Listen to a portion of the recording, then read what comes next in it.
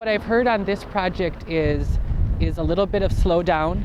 There's a lot of change happening in this district very quickly, and there's people who maybe didn't realize the process was happening. Even with pieces being removed from the site, many are still fighting to keep Clark Field in St. Cloud. The St. Cloud School District has a plan to put in a $25 million building on the site for early childhood education, the administrative offices, and other things. Ruth Kaiser is a coach in the district and says the field is far too valuable for kids to lose. It really is a place for kids.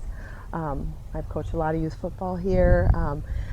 Classes from tech, youth camps. I just think a lot of things happen here, and I don't want to see this green space given up to a concrete building. Clark Field opened back in 1942 and was closed to Tech varsity football in 2012 due to mold and structural concerns. If we look right over here right now, there is a structural collapse of bleachers. That was a safety concern. That all kind of came together to raise the question. The state came in and said at the health department that this is not a good place publicly to play football, and so they issued a decree that this should not be used. After being closed, the Tech Alumni Association pitched a plan to the district to raise half of the $3.2 million needed to renovate the field.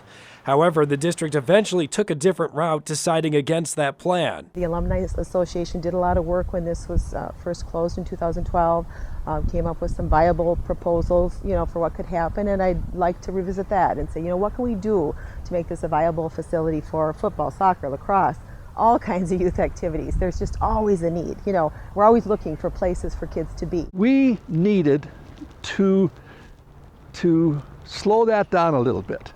Superintendent ultimately came back with an operational recommendation to us that we should not commit monies from our capital budget to do the renovation here. The district recently approved leveling off the field, but still needs to approve the building. School Board Chair Dennis Whipple says it's still not 100% certain the district will move forward. A community meeting will be held next week for feedback on the possible building and on the future of the site. We're here rather later rather than never. I wish we had been here earlier for some of this feedback, but we're trying to make right now and be here in the neighborhood on Tuesday the 10th at 7 p.m. at Tech High so we can get that feedback. Reporting from St. Cloud, I'm Dan DeBon, WJON.